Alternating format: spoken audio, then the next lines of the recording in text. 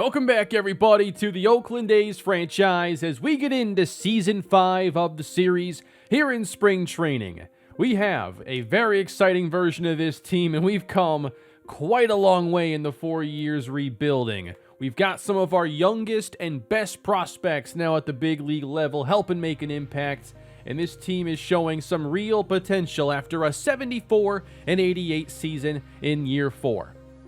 Now, how do we take things a step further this year?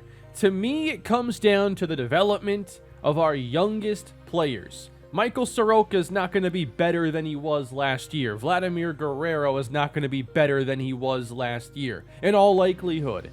Any difference with this team is going to come from leaps continued from guys like Joe Michael, who played out his rookie season last year and did a lot of good things. Finished the season pretty strong, had his best outings in the second half.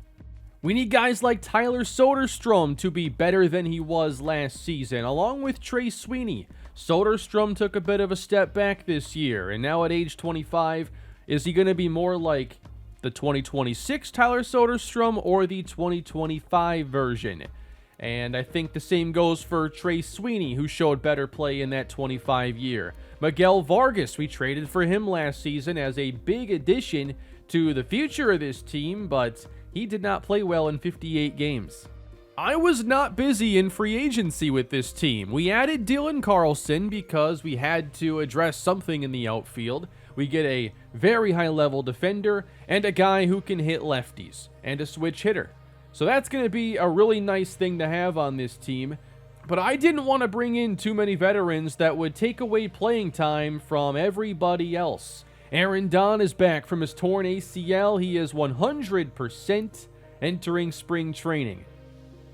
We have a bench full of players trying to battle it out for playing time in roster spots. And that's what we're going to focus on here in the 1 or 2 spring training videos that I do. I don't want to get into just full games as much, and I don't think it's necessary to get in at-bats right now with Luis Arraez and Vladimir Guerrero, considering I already got a bunch of those last year. We're going to be focusing more on player lock games here in the spring, and it's going to be focused on players who are battling for starting roles and roster spots. We have a list of position players here, so these are all players where I want to know if they can be starters or what their role is going to be. I even added one player here as a wild card in J.J. Bleday, who's just a different archetype than a lot of the other players he'll be competing against, and he's 29 years old. It's about time we actually start playing with him in this series. While I feel the starting rotation is basically set, the bullpen has a lot to figure out. Landon Sims is 26, Kendrick Haynes 21, Cole Phillips 23. Marshall Lerma, traded for him at the end of last episode, he is 25. I left a lot of spots available in this bullpen to see which young pitchers are going to be the best to fill some of these roles. There's a lot we got to figure out here in spring training. We'll get underway here momentarily. Couple things I wanted to talk about, feedback from last episode. So, we failed to re-sign Joe Michael to a long-term deal beyond his free agent years after he turned down a 9-year, $160 million contract. Now, I have the option of signing Michael long-term now, and we could probably get a deal done if we went to the around $21 million a year that he's looking for. The issue, though, is, does that deal even make sense now with the number getting as big as it is? Spencer Strider got the really big deal from the Braves last year. After his great rookie season, he signed a 6-year, $75 million contract.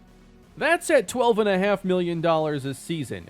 For Joe Michael, the benefit of signing him for 9 years would be that he doesn't end up testing free agency for a very long time.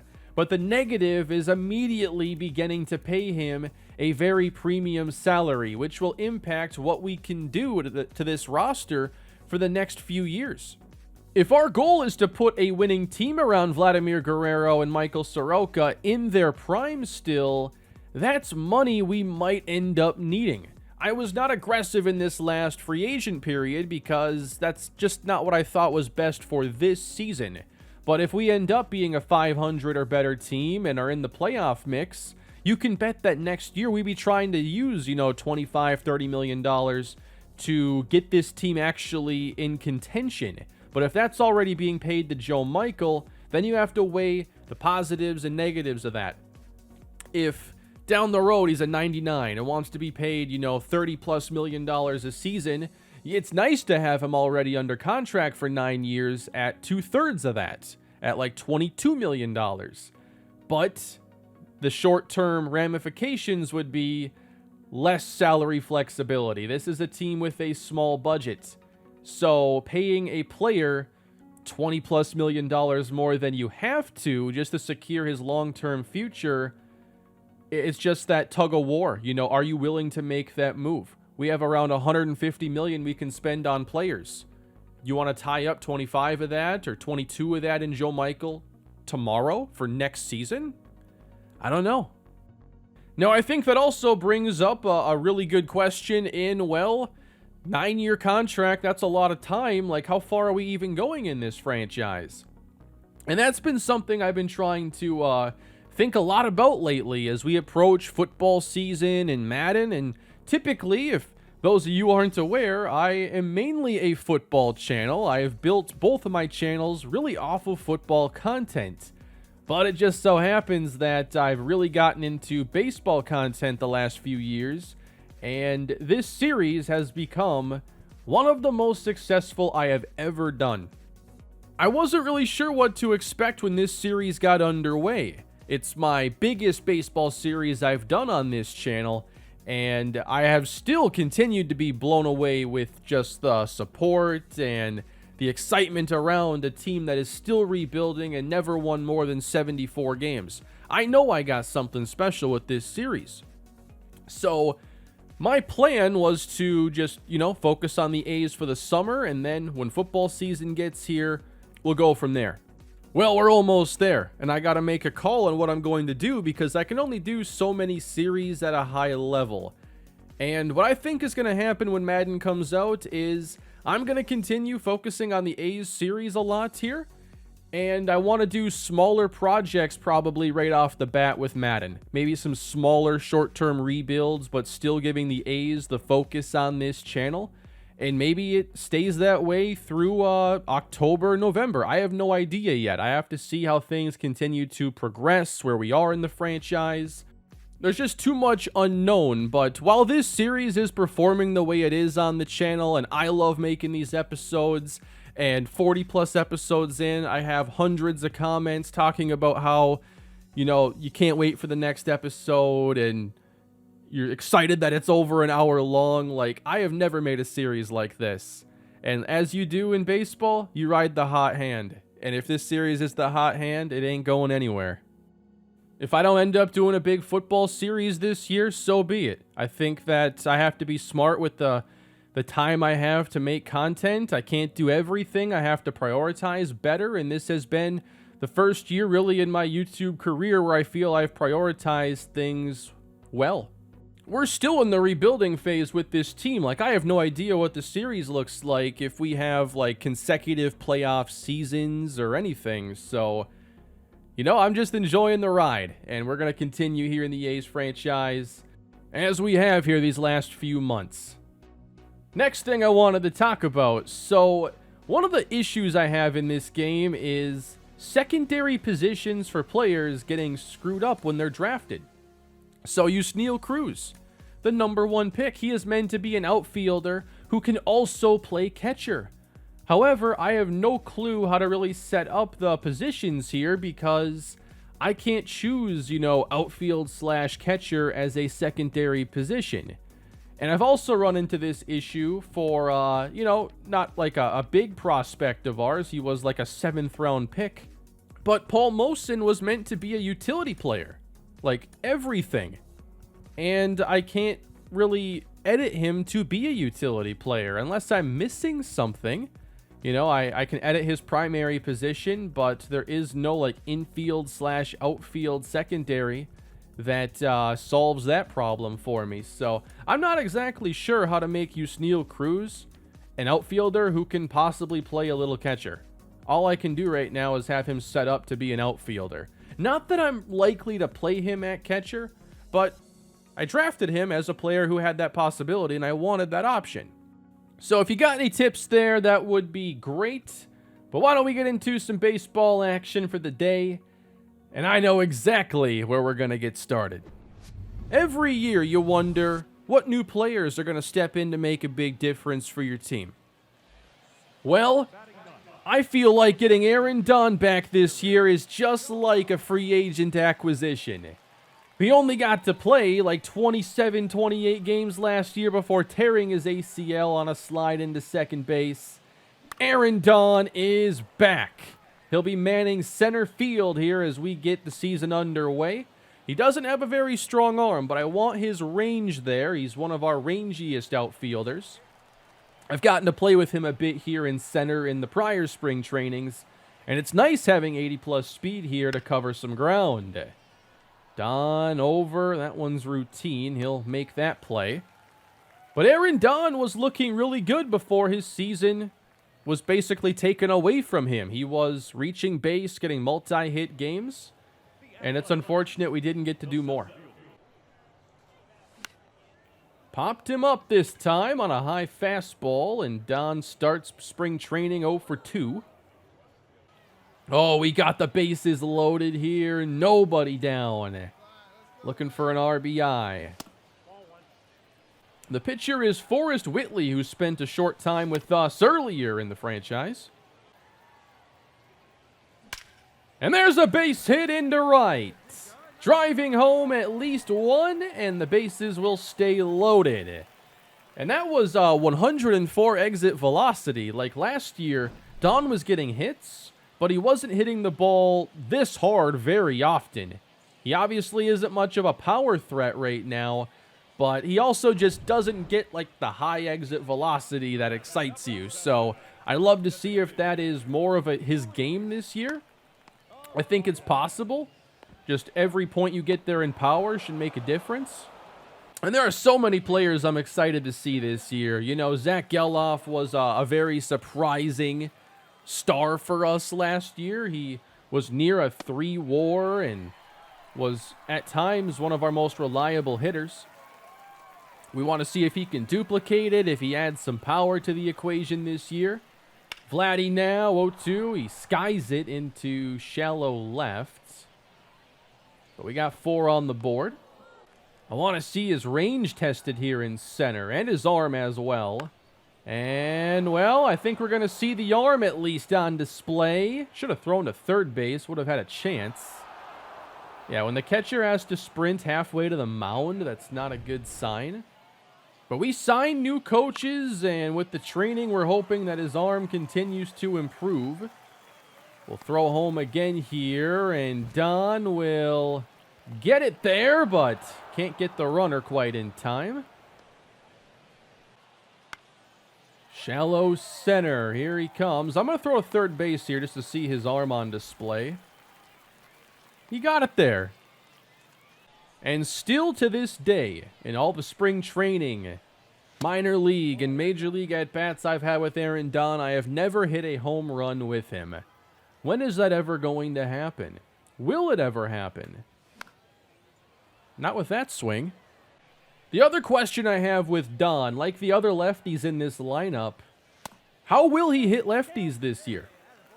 It was ugly last season. Luis Arraez was one of the only players who could actually hit lefty-lefty and be like a positive force in the lineup. 3-2, and chopped it back to the pitcher, who will make the play. So with a lot of lefties in this lineup, I want to see like our team still attacking us with every lefty in their bullpen. Do we have to platoon a lot of guys because they're just not good at hitting left-handed pitching? You can only do that with so many players. I also think for a guy like Don, who's more of an on-base than power player, like, you've got to hit lefties well. You can't be one-dimensional and only be like a contact guy. We're going to sim a few of these games here just to have some stats to look at as we continue on. One thing I've also done here is I have instead had Luis Arraez DH over Vladdy just because Guerrero's defense is better. I don't know if, like, the stamina decline is worth it from first base to DH. Like, we want Guerrero playing as many days as possible, but if his defense is better than Arraez, then why not just DH Arraez? Next up today, we're going to talk about Cole Phillips, a 23-year-old pitcher that we traded for last year from the Atlanta Braves. He is a 77 overall. He has decent strikeout stuff. I like that 68 home run per 9 is where it's at. He got just a few starts at the big league level last season and was very up and down in those games. I am pleased to see the strikeout rate where it is this early into his career, and there's room for it to improve. And his FIP came in at 2.91, much better than his 4.9 ERA. I do feel like our rotation is set for the time being, but I have to figure out what Phillips' role is actually going to be. He's like maybe our 6th best starting pitching option. Oh, almost made the play there. That is Max Muncy playing short. And that's kind of a battle there at shortstop to see between him and Trey Sweeney what ends up happening. Seiya Suzuki with the fastball by him at 93. So with Phillips, do you want him pitching out of the bullpen maybe to start the year? Or do you think about just him being a pitcher down at AAA to continue racking up more innings until he can get a larger role? I guess I'm okay with either option, but one of the reasons why I play these spring training games and I call guys up is I want to see how they perform just to have a reference point. Especially because you can't just look at overall and know how a guy is going to perform. You've really just got to put him out there and see what happens. So already a single and a double given up, but thankfully a double play has us 1 out away. All we got to do is get by Shohei Ohtani. Caught too much of the plate there, but it's fouled off. And he struck him out to finish off the inning. I'm guessing it's only going to be a few innings here with Phillips, but we'll get a chance to see some more pitchers then afterwards. There are some bullpen arms we've got to get familiar with. A tough two-seam fastball up and in, and he strikes out Christopher Morel. Fouled off by Mervis, and Phillips battles to run this count 2-2. And out full. Two-seamer got him, despite not going anywhere close to the target. Ooh, the slider away, getting ahead of J.P. Crawford. Threw 2 of those sliders over there. Not a bad two-seamer there to challenge him with. And now the 1-2 is on the ground. Tough play for Muncy, and he almost got him at first base. Feel like his control is really solid right now. Fastball is foul. And there's a good fastball away as Phillips strikes out the side. Joe Michael is obviously our best strikeout pitcher right now, but we don't have a lot of guys who you would just, classify as strikeout pitchers, and maybe Phillips has a chance to be our next. There might be somebody else I have to think about bringing up here to spring training. There's Cam Cope, who is a 75 overall right now. He's also close. One thing I'm excited about is, I feel good about the way Waldachuk pitched last year, and Luis Medina, he's been up and down, but we have other options if things don't work out. And he walks Tyler O'Neill here with 1 down in the 3rd. So there's going to be a lot of chances to, try guys out and see how they perform, but we're not totally reliant on Waldachuk being the answer to our problems. We're okay if it goes to plan B. Lifted into right field, an easy play, and that is another player we'll talk about in Dylan Carlson. Yeah, he's missing on occasion, but the Cubs not really doing any damage as the 3rd is all wrapped up. Shohei Ohtani will hit again here in the 4th. And the changeup is on the ground behind second base, and the play is made. And now we pop up Morel into shallow center, and unable to make the play is Aaron Don, and Morel's going to take second base on the miscue. So that was kind of a sloppy play. No error on this one for Aaron Don. I feel like you could call that second base he got an error. Lands in front of him just in the worst spot, I guess. But that little miscue there, I guess they're not going to charge him an error. That one's on the ground, and over at third, the play made by Geloff. 2 down, and that'll bring up J.P. Crawford. Crawford sends one the other way. That gets down. A runner will come home, and the first run is given up by Cole Phillips. Getting ahead of Roederer. The 1-2 is hammered foul. Right back up the middle, and the out record of that second base. That was a pretty solid outing there, I think, for Cole Phillips. The strikeout stuff looked good. Gave up some hard contact, but overall, I enjoyed those 4 innings. But who's going to help us fill out this bullpen? Here is Kendrick Haynes. We traded for him from Cleveland a couple years ago. He spent last year as the AAA closer, where his ERA got a bit high and he was very inconsistent. There's the fastball. That'll clock in the mid-90s. Haynes has a very good K per 9 and hit per 9 combo. Walks can be a bit of an issue for him, but there's a lot to like here, and I think that he could potentially be our closer of the future. Just haven't really seen him play at that high level yet. Does throw a cutter as well, a slider.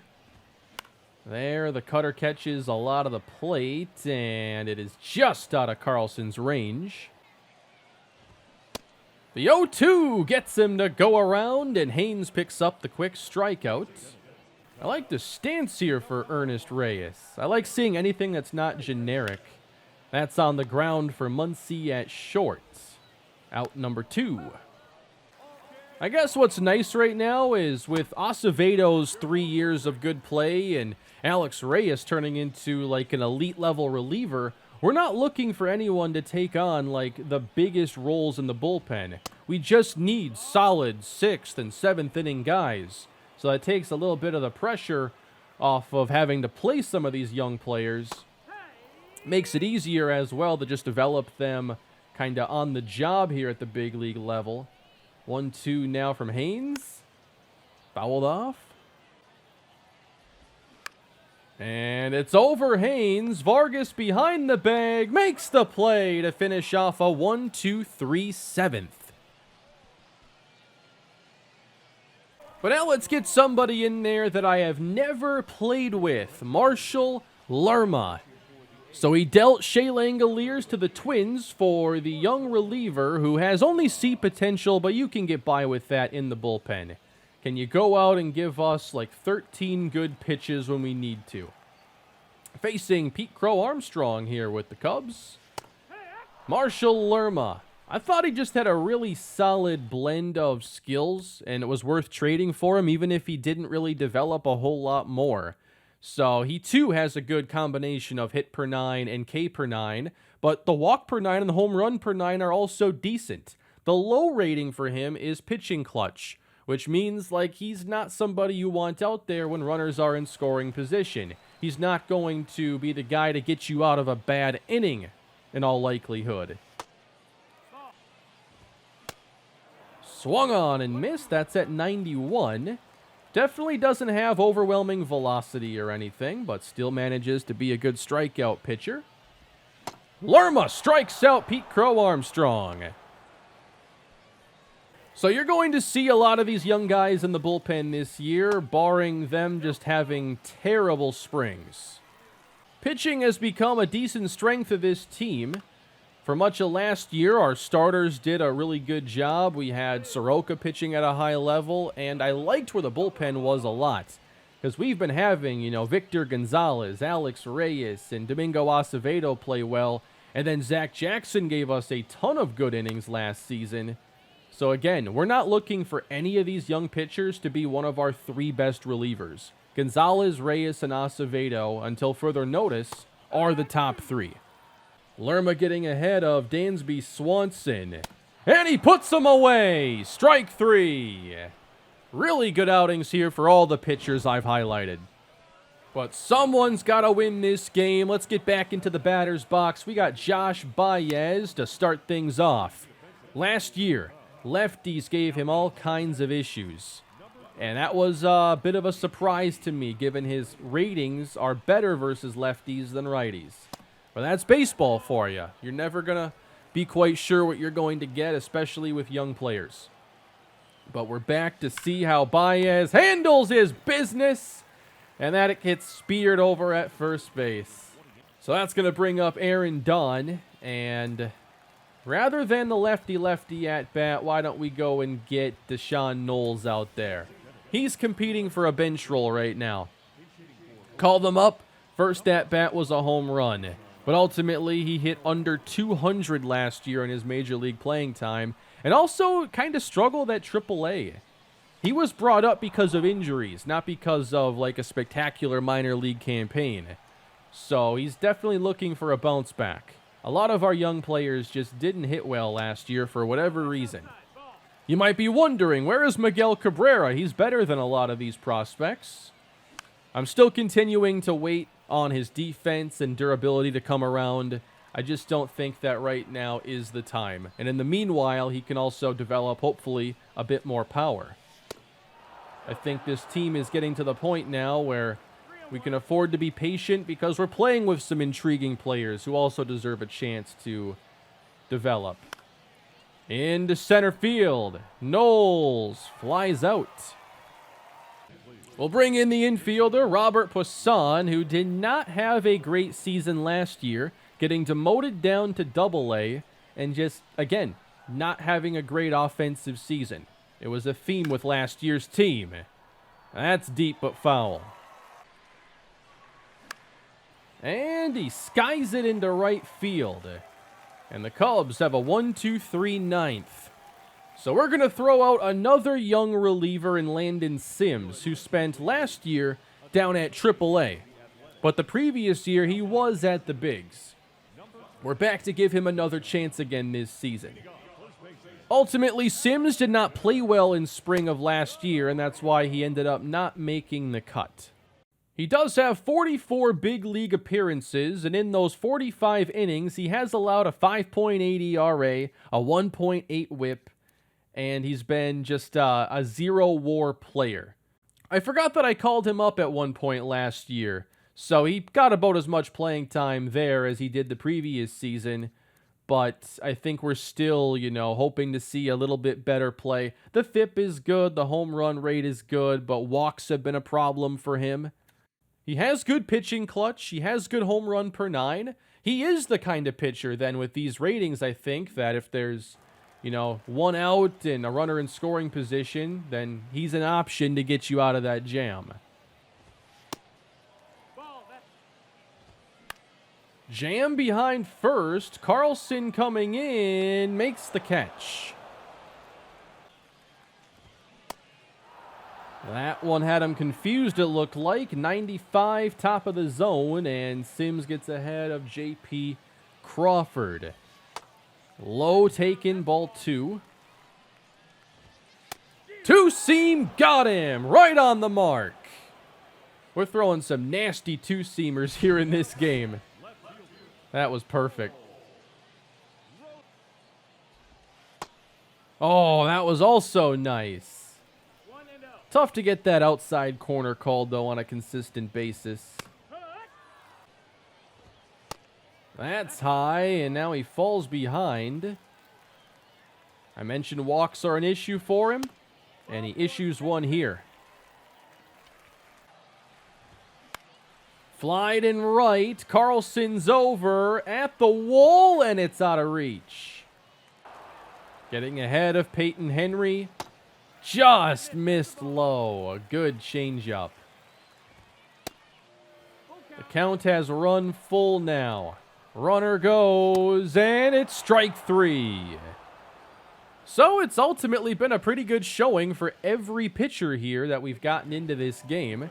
Joe Michael in the simulated innings gave up a few runs on a 3-run home run, so there goes his entire spring training ERA in all likelihood. Top of the 10th, can we get on the board? Geloff fouls it back. 0-2. Foul tip into the catcher's mitt, strike 3. We're going to bring in J.J. Bleday for this opportunity. He's been down at AAA the entire series. I haven't brought him up even once. But he does have some pop, and I want to see it here. That bench outfield role is definitely up for grabs. Denzel Clark, Bleday, you got Deshaun Knowles. Like, someone's going to win it. I don't care who. But I hope that whoever wins it does so with a great spring. Strike 3. That was fast. And it looks like I'll have my first debut then with Dylan Carlson. He was exactly the kind of player I was looking for in free agency, and he nearly puts us in front.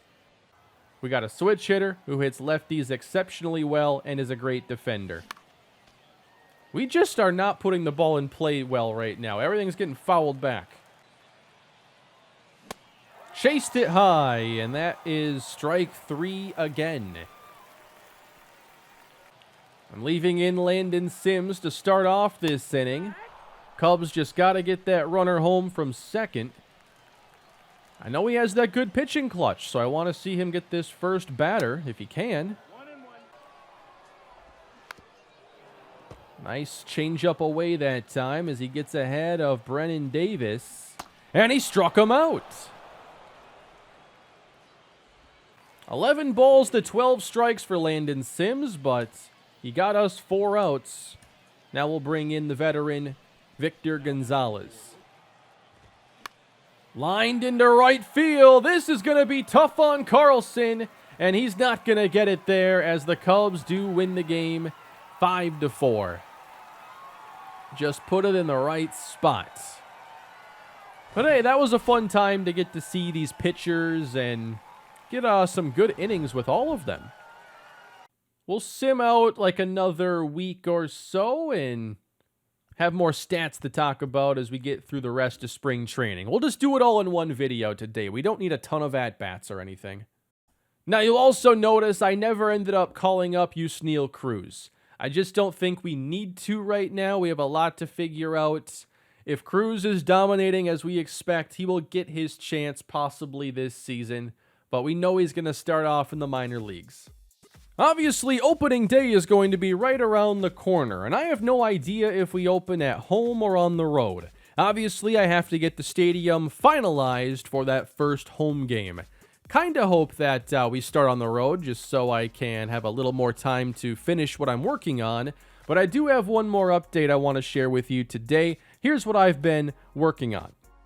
In the last session where I was working on the stadium, I focused a lot on this left center area.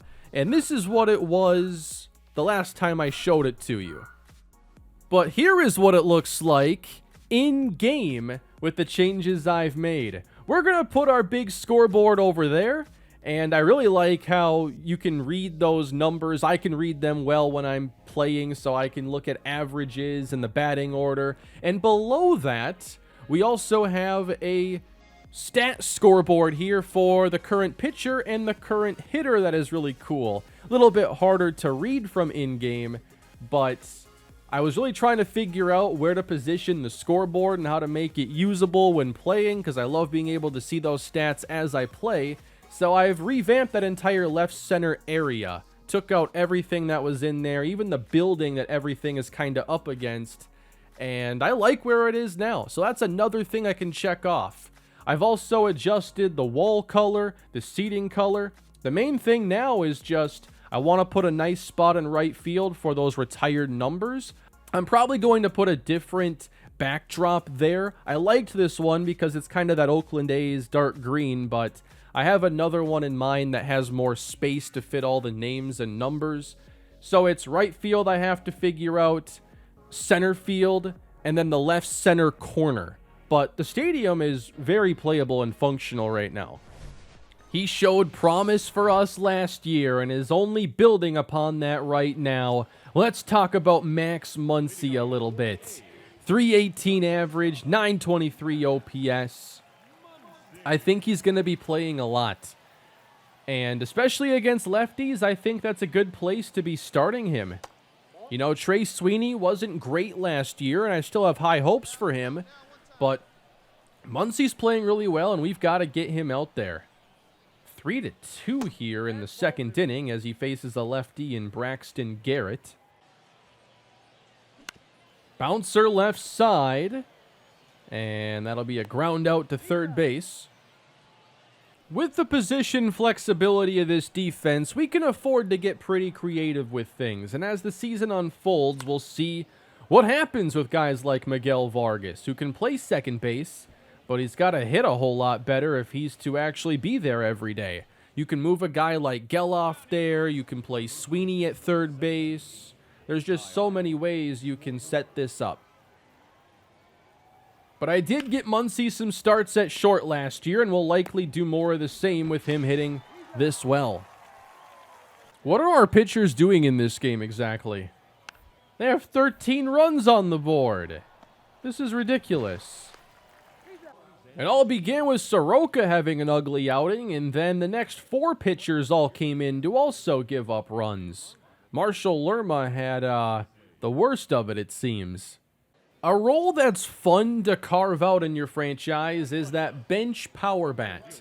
I don't really feel like we've had that guy throughout the series that you could bring in a big spot and see if he can tie the game or put you in front. J.J. Bleday could be that kind of a hitter, but hasn't really shown it yet here in the spring. I'm not getting too many hits here. We're just hitting it right at fielders and not hitting the ball very hard right now. That's bound to turn around, right? Fouled off again, and Bleday has the count go even now. And can't lay off the changeup there. It's strike 3. Bottom 6 now for J.J. Bleday facing Jack Flaherty. Not biting. Bleday, a former first-round pick, so the hope was he would be a big-time hitter at some point, and hasn't happened yet, and now it's an unfortunate double play on a rocket. Geloff and Don go yard in this game, but I'm trying to hit my first home run of the day. I'm not sure it's going to happen. I'm really hoping to see some good things out of Miguel Vargas last year. It was nice to get him experience last season, but you know, he's not like a young 24-year-old prospect. He's got to start producing for us, and ideally it happens this year. Vargas is 27 years old and spent last year in left field. I want to start him this year playing some second base, where he can still improve, and hopefully his defense does get better. But his hitting rating suggests that he should be a productive player right now. But for whatever reason, I know 250 games isn't a ton, but it's pieced together over 5 seasons. And he's kind of been the same guy all 5 of those years. Is there going to be a leap with him? We're hoping so. I mean, we traded Cody Bellinger, a rebuilt Cody Bellinger, so we could bring him in.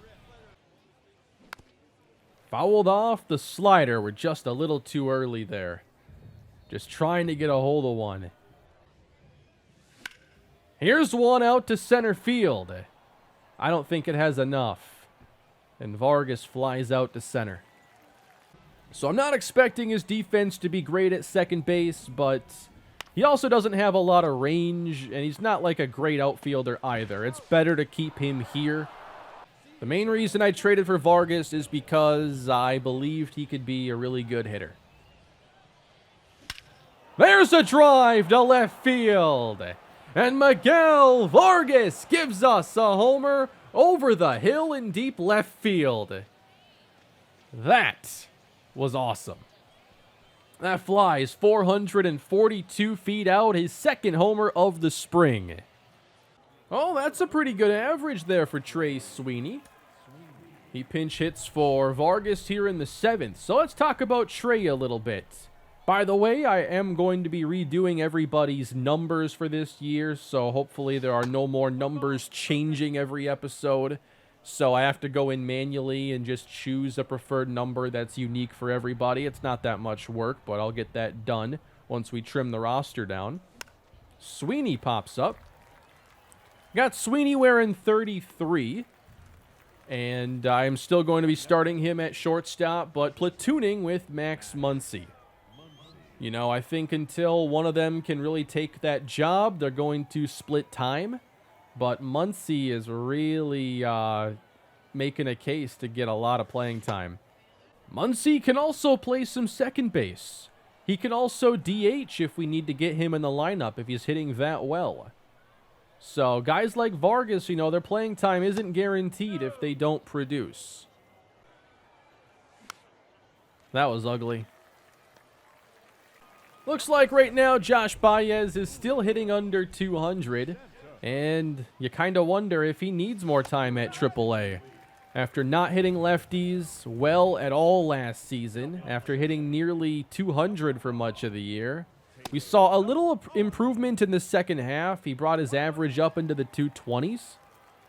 But there hasn't been a big leap, and the outfield really needs it. So are you better off giving a guy like Baez AAA at-bats and then just starting a guy like Connor Capel in the meantime? You also have the option of just playing Vargas in left. We have more intriguing infield options than outfield right now if you're talking about offensive production. Into right field, a routine play. So if you play Vargas in left, you can continue to DH Luis Arraez if you want, and then just play Max Muncy as the second baseman. Again, there are so many ways we can construct this. A drive to center off the bat of Dunn, but that'll be routine. We'll bring in Blade here with 2 down in the 8th. He actually has really good lefty-lefty power. So that's a unique thing that offers him some value. He hits lefties for more power than righties. And there's a drive into center field, base hit. This is Geloff hitting 288 in the spring, picking up where he left off a year ago. That's down the right field line, twisting, and it's caught in foul territory. What a play by Aaron Whitefield. Across the chalk, in the rain. Didn't even get the jersey all that dirty.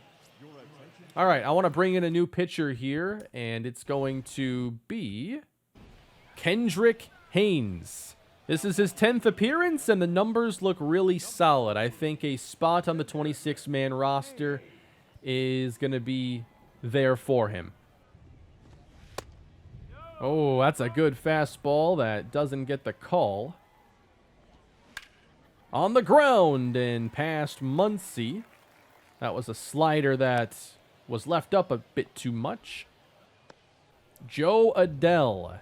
I will be paying attention if he makes their roster or not, if they waive him. He's out of options. Hasn't played great throughout the franchise. And he's a guy who strikes out like 35% of the time. Speaking of, and that's going to be just 1 out. Right back to another strikeout. Oh, that's what's happening. Capel's at catcher. It didn't tell me I had a player out of position there, so Connor Capel has been catching. All right, we fixed that, so, you know, it was your typical drop third strike with a 2-base or 3-base error. So a run is going to score. That's unfortunate.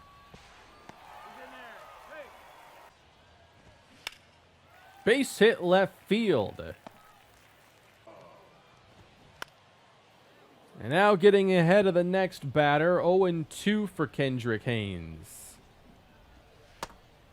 And he's been a little bit all over the place with some of these pitches. And now catches too much of the plate. Into center field. Don fires a weak one towards Geloff. Yeah, this guy needs a relay every time. I know it's not ideal having an arm that weak in center field, but we've got to play him somewhere. It'll get better over time. And that's going to be the main thing I look to train right now. In the air right field, sending Clark back. Just enough room.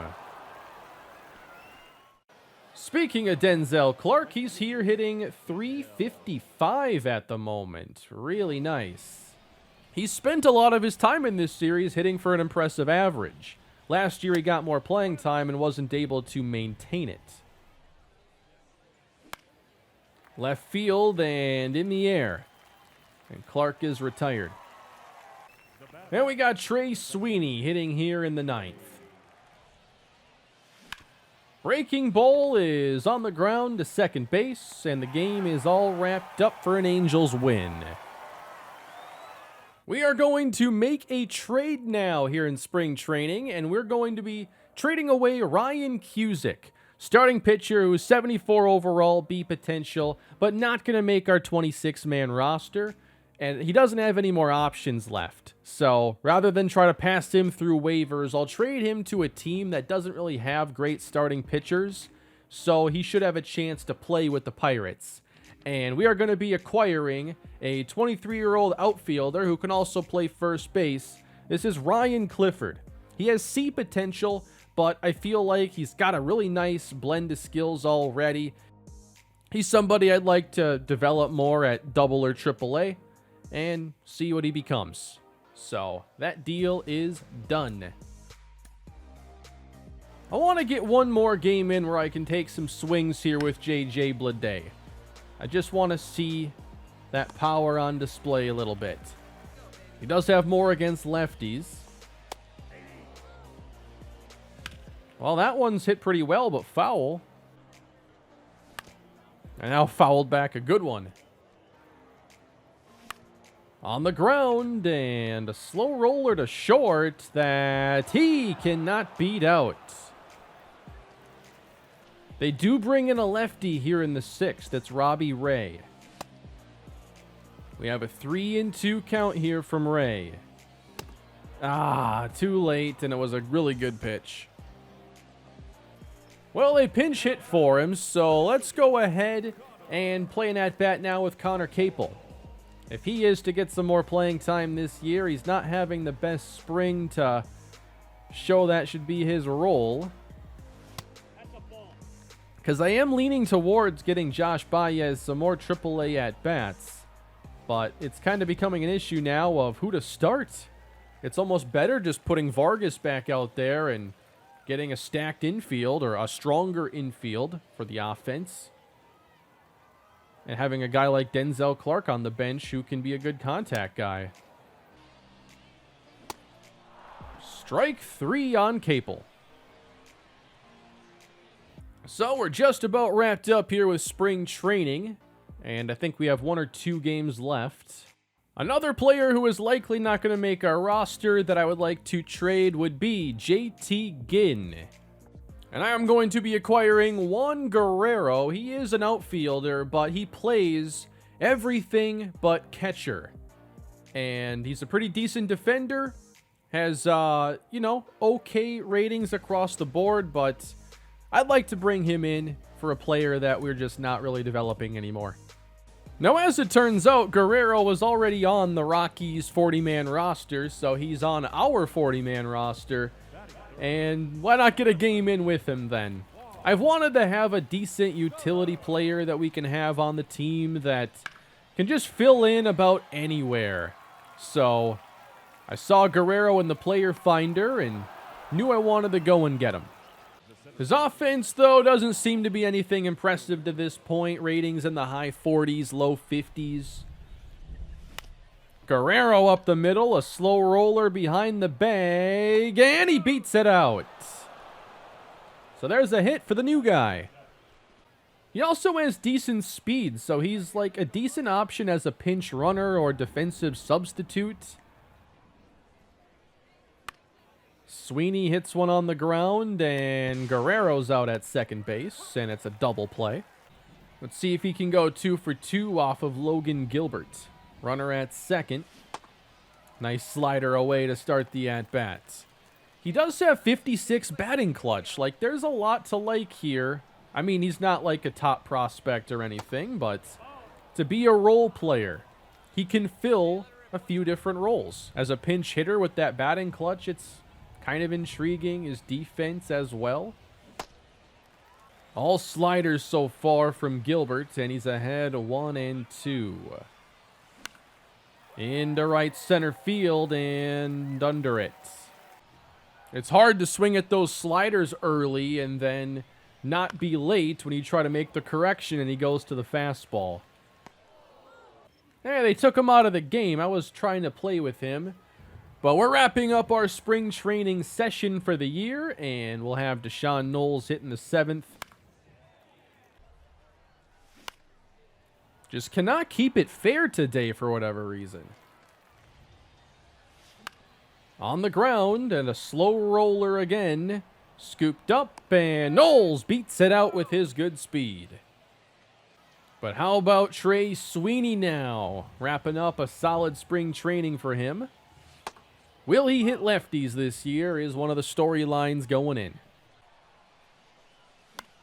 Going the other way into left field, and it does not fall in. And then Miguel Vargas, who has seemed to step things up in this spring training. I'm happy with that. He's somebody we need this year. In the air and hit weakly. Hoping it falls in, and it will not. I think one of the big winners of spring training has been Kendrick Haynes. After a shaky season last year, getting this opportunity, he has made the most of it and will be in the big league bullpen when we get underway. And I think he'll be kind of taking over that Zach Jackson role, maybe as one of our first guys out. I like his ratings. I think he can grow into a better role over time. So, really happy to see him break out. Here in the spring, strike 3. Towards Carlson in right, and it's quickly 2 down. Oh, Cleveland Haynes. Yep, I chose not to draft him a couple years ago, electing to go with relievers instead in the first round and the second pick as well. And those guys, I think especially Uribe is closer to getting his chance. He should be at AAA for most of this year. Once he gets into the 70s, I'll be thinking about him getting his big league shot. But I think we have enough to figure things out right now. Haynes is a solid prospect. The bat came in pretty well developed, but he's a low 80s potential. Still projects to be a solid starter. Flied for Carlson in right center, and it's a 1-2-3 7th for Kendrick Haynes. All right, so Ryan Clifford was also on the 40-man roster. A little risky here trading for guys already on the 40-man when, you know, those spots are very valuable. Let's get him in the game, though. I'm expecting to send him down, but looks like he's had a pretty good spring training. He's a lefty. I'm guessing at 68 overall, if I wanted to wave him off the 40-man, I could probably do so safely. And that is aired out to center field. And he is out. But Josh Baez, I just don't think is ready right now. I think he needs more time at AAA to start this season. So we're going to give him that. But one more at bat, it looks like, here in spring training. And he does deliver a sharp single into center field. Now let's bring in Aaron Don, who has had a very good spring training and has delivered a trio of home runs. And there's one to the gap in right center, and it is run down. Hit pretty hard again, though. And we wrap up our spring training for the year. Let's get this roster finalized. Throughout spring training, Vladimir Guerrero, Zach Geloff, Miguel Vargas, and Aaron Don had the most hits. Vargas hit 269. I'm really pleased with that. Ryan Clifford had some good numbers, but they weren't really with us. Geloff hit 308 with a 400 on-base percentage, 11 walks. That was second most on the team. For slugging percentage, there's Clifford. Is Susac going to be a power hitter this year? He had 1 homer last season in 79 games and just had 2 in the spring. Geloff had 4 long balls, Don 3, Guerrero 5, and Dylan Carlson had 3. A lot of walks drawn here by Geloff, Muncy, Vargas. Don had 8 doubles, a triple, and 3 home runs, so he continues to slug impressively. Daniel Susac, though, had the most WAR out of anybody on the offensive side. Then Soderstrom, Muncy, Carlson. Connor Capel, negative .7. Rough spring training. And last year when he played, he really wasn't demonstrating any power. He didn't slug well at all. For the pitchers now, Joe Michael led us in strikeouts. He had a 3.8 ERA despite giving up an early 3-run home run. Cole Phillips had a 5.27 ERA and will likely start the year getting some more innings at AAA. Luis Medina, though, had his struggles, and if he takes a step back this year after taking a step back the year before, then we're going to be trying to push for his role here in the rotation. Marshall Lerma posted 15 strikeouts and a 3.9 ERA. Tyler Kinley, we didn't play with today, but he was one of our veteran additions. He was always going to make the team. We'll see how he performs. Mason Miller was solid in the bullpen. Pretty high ERA there. Kendrick Haynes was very good. Mitch Keller, not great. But in terms of WAR, Medina still scored nicely. He had a good FIP, so maybe his numbers really weren't that bad. I'm just happy to see that Lerma, Haynes, and Sims all seem to do pretty well this year. So let's get this roster down to 26. We start off here. Cole Phillips is going back down to AAA. Robert Passan has 1 option used, and now the second will send him down to AAA. As I mentioned earlier, Josh Baez is not going to make the 26-man roster with his decline last year. I just want to see him develop more. And he does have 2 options available. That's why they're there. Deshaun Knowles is also being sent down. And we're going to attempt to pass Connor Capel down as well. He'll have to go through waivers to do so. I'm going to see if we can pass Kevin Smith through waivers. I do like his defense, and I feel like if there was an injury, he could be called up to play a role. But not right now. We're also going to attempt to get Jeremy Ironman through waivers. We didn't see enough today from J.J. Bleday. Ryan Clifford might be interesting down the road, but we're going to use up his first option. I'm having some trouble here cutting down the pitching staff, and we have 10 relievers in here right now, and that includes Mason Miller and Gunnar Hoagland, guys who, I guess Hoagland does have an option left, and maybe we can use his last option here, although I think he's pitched pretty well. The surface numbers look really good, and then the FIP doesn't look as good. The strikeout rate's low. He's got 1 option left. I want to use it here.